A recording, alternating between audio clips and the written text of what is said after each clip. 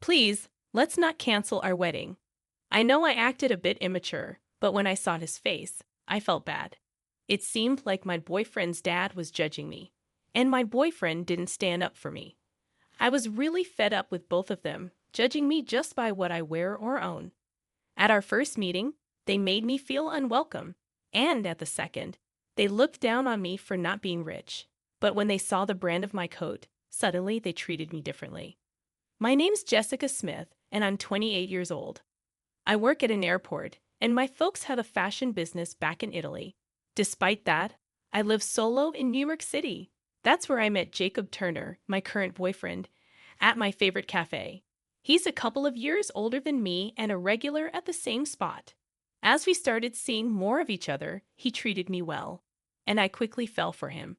After 2 years together, he proposed we visit his folks for a marriage meeting. I was overjoyed. It felt like he was on the same page about marriage. His dad, like mine, runs a big fashion brand, and I admired how globally active he was. Jacob, just like his dad, dressed in branded clothes. When he mentioned his dad wasn't keen on folks who seemed poor, I reassured him with a smile, saying I was okay with it. I'm not saying you're lacking in money or anything, but it's more about how you present yourself, he said. I don't think he meant any harm, but his words felt like he was talking down to me. Are you implying there's something wrong with how I dress? I asked. No, I think your individual style is great, he replied. How dare you? I make sure to dress nicely to be worthy of being with Jacob. Ever since I started dating Jacob, I've been paying more attention to my fashion, even on my days off. I always wear makeup now, and I've started to take a keen interest in my outfits, from affordable brands to luxury labels. Jacob's presence always shines brightly, and I feel like I pale in comparison next to him. His best feature is undoubtedly his looks, with his model-like physique and face, and the confident aura he exudes. He could easily be in a fashion magazine. As for work, I earn a higher income and speak multiple languages. In terms of skills and abilities, I might have the upper hand. However, his facial features are so striking that I couldn't help but be drawn to him effortlessly. But his occasional condescending comments bothered me, I admitted.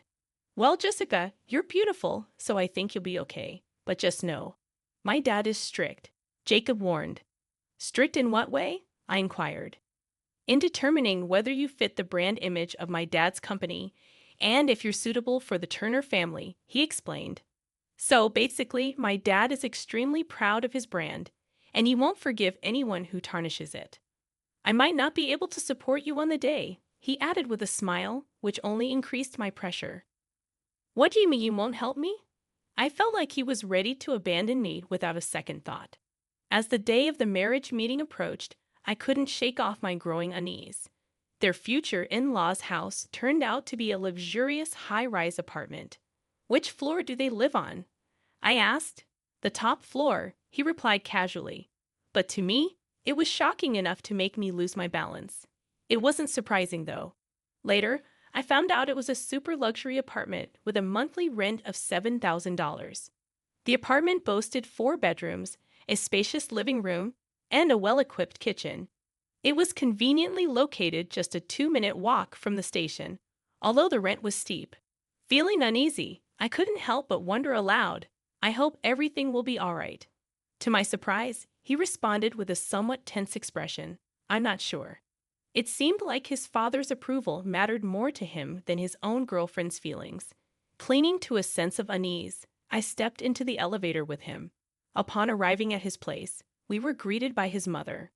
From her demeanor and the luxurious attire she wore, it was evident that the Turners were a well-to-do family. My parents also run a business, so I recognized right away that everything she was wearing was high-end. I thought to myself, despite her welcome, her tone was chilly, as if she had little interest in me. I was ushered into the living room, where his father awaited us. Jacob, is this the woman you wish to marry? He asked. Yes, this is Jessica. She's 2 years younger than me and works as ground crew at the airport, Jacob replied. As he finished the introduction, I nodded politely. Just as I was about to introduce myself, his father posed a question that left me puzzled. Jessica, how much did your entire outfit cost? I hesitated before answering. The coat is from the Gap, and the skirt is from Zara, so altogether, it's probably around $300. Upon hearing my response, his father let out a heavy sigh and proceeded to scold Jacob. Jacob, you've brought this poorly dressed woman here. Are you trying to bring shame to our family name? I was taken aback. Not only had his father insulted me by calling me poorly dressed, but Jacob, instead of defending me, was apologizing profusely. That's when I knew I couldn't go through with marrying him. That's enough. We're done here, declared his father, dismissing me completely. I'm the CEO of a luxury brand. I can't tolerate a woman with such cheap taste. Jacob stood there, stunned into silence. Our engagement was off, and we made our way home, walking silently side by side. Jacob began to complain. Didn't I tell you not to dress how you like? Because of you, I was humiliated in front of my parents. What? Why can't I choose my own clothes? Are you going to force me to wear only your dad's brand after we're married? I snapped back, angered by his lack of support and his father's attitude. Jacob's emotions started to bubble up too. Yes, exactly. If you wear his clothes, you'll impress everyone. Please, just listen to me for once. Your behavior is putting our marriage at risk, he pleaded. Then let's call off the wedding, I retorted sharply. Jacob stopped in his tracks, shocked by my firmness. With a tense expression, he stuttered, You're kidding, right? I responded firmly, I'm serious. Suddenly, all of his confidence vanished, and he began apologizing repeatedly, begging, please, anything but calling off the wedding. Seeing him plead like that made me wonder if I had been too harsh. So, for now, I decided to wait and watch. We agreed to revisit the marriage meeting in a week, but his father threatened to call off the engagement if things didn't go well. I found myself thinking along the same lines as Jacob. Hey, what about wearing this outfit for the meeting with my parents? I suggested, noticing how affected Jacob was after the first meeting. His biggest worry seemed to be not upsetting his father. It was clear that his father's approval meant more to him than our upcoming marriage. That's why he confidently proposed wearing the same brand of clothing as his father. I'll decide what to wear. If you're going to interfere, let's end things right here, I told him firmly, feeling my desire to marry him slowly fading. As a last resort, I decided to reach out to my dad. I spilled everything that had happened to him. Fast forward to the day of the second meeting. Jacob seemed anxious from the morning, while I remained calm. However, there was one noticeable difference. My outfit. All the clothes I wore were from Italy, something I had requested from my dad. He oversees a brand overseas, which is also sold in the U.S. Sensing the tension, my dad arranged for clothes to be delivered from his American branch. Since Jacob was at work when they arrived, he was unaware of the switch. When he noticed my new coat, he looked puzzled but didn't comment due to our tight schedule before the meeting. On the way to his parents' house, he pleaded with me, Let's just make this meeting a success, okay? You do want to marry me, right? His expression suggested that I should feel privileged to marry him, but deep down, I wasn't as excited about getting married anymore. The growing distrust between us weighed heavily on my mind as we arrived at his parents' house. Despite my inner turmoil, I plastered on a fake smile and assured him I'll do my best.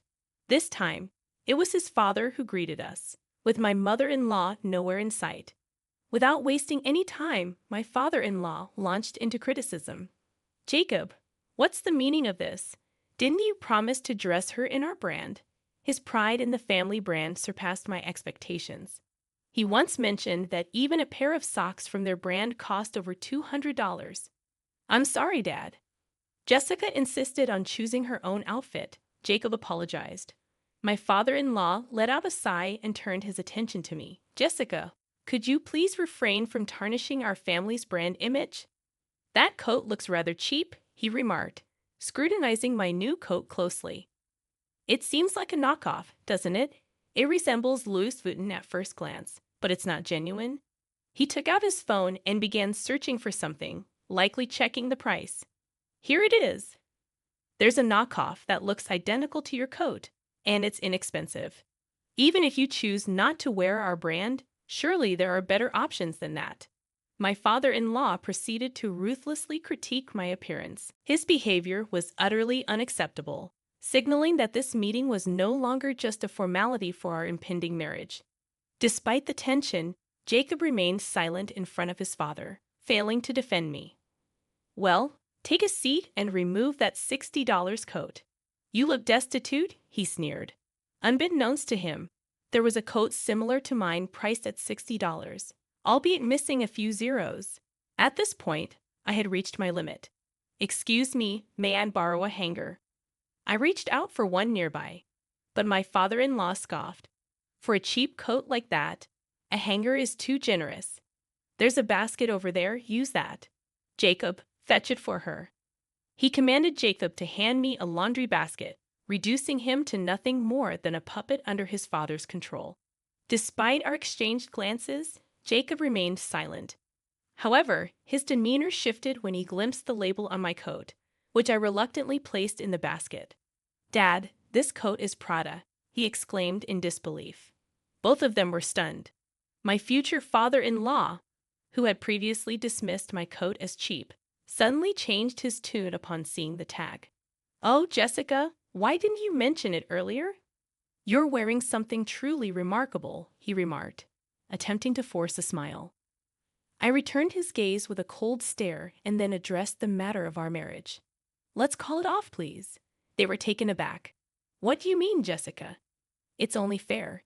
Even if he's your own father, if you can't defend your future wife when she's being belittled, I can't accept you as my husband." When I turned to Jacob for a response, he looked down, unable to utter a word. "Furthermore, father-in-law, this coat is from a brand owned by my father. And when I mentioned Prada, it's a collaborative piece with Prada, overseen by my father. There are only 5 of these in the world, valued at $60,000. $60,000. Father-in-law reacted as if struck by lightning. Later, I learned that the most expensive coat from his brand cost around $12,000. Although $12,000 might seem high-end to most people, it pales in comparison to mine. So it appears big brand CEOs judge people solely based on their appearance, huh? My father-in-law was speechless. Turning to both of them, I continued, "And Jacob, did you really think being the son of a CEO made you invincible? Sure, you dress well and look good, but your character doesn't measure up." "What? What are you saying?" Jacob attempted to retort, but to me, his defensiveness seemed absurd. "Can you even understand where I'm coming from? You left me to endure all the criticism alone and even pressured me to succeed the second time around. How would you feel if our positions were reversed?" "Well, I don't want to endure any more pain just to save face," I rebuked him sternly. His demeanor softened, and he simply said, "I'm sorry." Then, addressing my father-in-law, Jacob added, "Of course, I approve of the marriage. I was wrong. Please, let's calm down." Despite his attempt to regain control, I was thoroughly repulsed by his behavior, still under the mistaken belief that he held the upper hand. Letting out a deep sigh, I startled my father-in-law, who looked at me anxiously. "Are you familiar with the ultra-luxury Italian brand Ruby?" "Ah, yes, they're a renowned global brand." "I know the CEO," my father-in-law responded. "Well, my coat is from Ruby. It's a collaboration with Prada." "I see. But the issue isn't. Actually, I'm the CEO's daughter," I interrupted. "What? You're kidding." Both of them stared at me in disbelief, their mouths opening and closing without uttering a word. It was clear they were struggling to process the revelation. I intended to formally disclose this when we announced our engagement, but given the circumstances, it didn't seem appropriate. So, it appears I've been disrespecting the daughter of a more prestigious brand all this time. So, Dad, Jacob, enough with the charade. How did you not know this sooner? Because of you, we've made fools of ourselves. My father-in-law began to blame his son, feeling cornered. While it may have appeared as though he was merely deflecting blame, it evidently struck a nerve for both of them. "I had no idea, all right?" All I knew was that she worked as ground staff, my boyfriend admitted, his voice trembling with fear of his father. He seemed genuinely terrified. Suddenly, my father-in-law's demeanor towards me shifted. "Ah, I apologize for my son's behavior. Let me prepare some tea for you," he said, forcing a smile that I found insincere. "Do you always judge people based on superficial factors and change your attitude once you learn about their status? Can't you evaluate people beyond their appearances?" I confronted him, my tone firm as I had resigned myself to the fact that our marriage was no longer an option. When I informed my father about the situation, he mentioned that he's contemplating acquiring your company. What? He's planning to buy my company? Yes, he believes that someone who judges others solely by their fashion brand isn't fit to lead a major company. Fashion brands shouldn't be used to flaunt status. Therefore, the wearer, my father-in-law, began to sweat visibly, starting to grasp the seriousness of the situation. While he may flaunt his status as the president of a major brand now, being acquired would be a different story. Dad, if we're acquired now, we're in trouble, right? We don't have the resources to resist, do we? Jacob asked his father, his disappointment evident in his voice. It seemed he had some understanding of the company's financial situation. I later discovered that my father-in-law's company was barely scraping by, always teetering on the brink of financial ruin. Any significant setback could easily push them into the red, and it seemed that setback had arrived in the form of a potential acquisition. My father always follows through on his promises, and he raised me to do the same. So, as I mentioned before, there will be no wedding. Jessica, I'm so sorry, Jacob said, tears welling up in his eyes. I barely spared him a glance. It was hard to reconcile the once cool image of him with the pathetic sight before me. And then there was my father-in-law. Jessica, I beg you, please reconsider the acquisition, he pleaded. While I didn't hold the final decision, it was surreal to see my father-in-law groveling to me, the same person he had looked down on just moments earlier. His misplaced pride disgusted me, and I simply replied, "That's for my father to decide." With all hope seemingly lost, my father-in-law paled and sank to his knees. Ignoring the two despairing men, I left my father-in-law's house. Following that day, I lost touch with Jacob. When I briefed my father, he disclosed that the acquisition process was already in motion. My father, typically gentle and fair-minded, underwent a transformation upon learning of my distress. He had long eyed the opportunity to acquire my ex-father-in-law's company, buying his time for the right moment. However, upon discovering that the same man who had belittled me for my background was the CEO of the target company, my father's resolve solidified. All uncertainty evaporated. He remarked, "In this acquisition, my priority is to safeguard the well-being of all employees except the CEO." This meant that my ex-father-in-law's fate rested entirely in my father's hands. As for the subsequent fates of those two individuals, I remained uninformed. However, a sense of relief washed over me when I stumbled upon breaking news on TV. The report announced the acquisition of a prominent fashion brand by Ruby Corp, a major American entity. The footage featured my ex-father-in-law during the acquisition, looking utterly defeated, the fire extinguished from his eyes. My ex-father-in-law and ex-boyfriend, who both prioritized social status in marriage, appeared incapable of recognizing the intrinsic worth of individuals. I firmly believe that CEOs should emulate my father, who assesses individuals based on their character rather than superficial traits. This experience imparted a profound lesson, applicable not only to branded items but to all facets of life.